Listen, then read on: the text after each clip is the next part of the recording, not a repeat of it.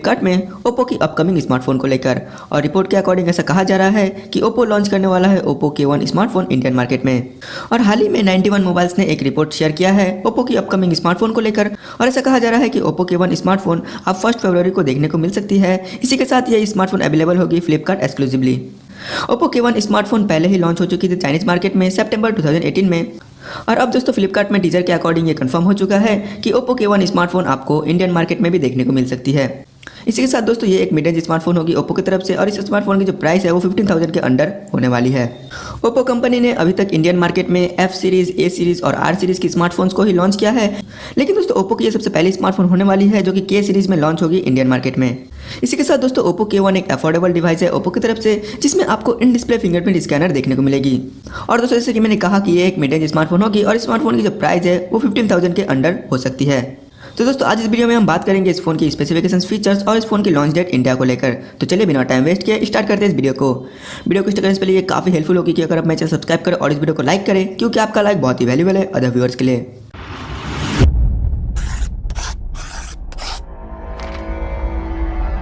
Oppo K1 में दी गई है 6.4 इंच की IPS LCD स्क्रीन और इसी के साथ दोस्तों कुछ रूमर्स ऐसे सजेस्ट कर रही है कि इस फोन में आपको एमोलेड पैनल देखने को मिलेगी। और दोस्तों रिपोर्ट अगर कंफर्म होती है तो ओप्पो की तरफ से ये काफी इंटरेस्टिंग स्मार्टफोन होगी जिसमें आपको एमोलेड पैनल देखने को मिलेगी। इसी के साथ फोन की जो रिजोल्यूशन है वो भी काफी हायर यहाँ पर दी गई है।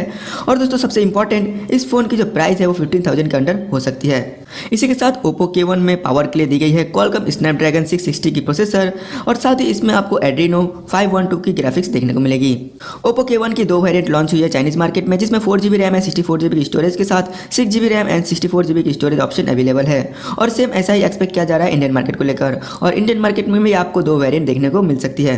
इसी के साथ स्मार्टफोन रन करेगी एंड्रॉइड 8.1 ऑडियो पे, जो कि बेस्ड है कंपनी की अपनी कलर OS 5.2 स्क्रीन पे।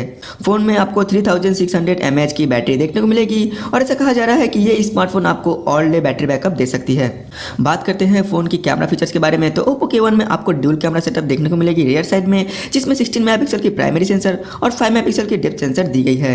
इसी के साथ फोन के फ्रंट साइड में आपको 25 मेगापिक्सल की सेल्फी कैमरा देखने को मिलेगी और साथ ही दोस्तों कैमरा में आपको बहुत सारे AI मोड्स देखने को मिलेगी जो कि अनेबल की गई है स्नैपड्रैगन 660 के चिपसेट से। एनीवे दोस्तों अभी तक मेरे पास बस इतनी ही इन्फॉर्मेशन है ओप्पो K1 को लेकर। अभी तक ये कंफर्म नहीं हुआ कि ओप्पो K1 कब तक लॉन्च होने वाली है और क्या होगी इस फोन की प्राइस, लेकिन दोस्तों जैसे कि मैंने कहा इस फोन की जो लॉन्च डेट है वो फरवरी 1 को सेट किया गया है और जो प्राइस है वो 15,000 के अंडर हो सकती है।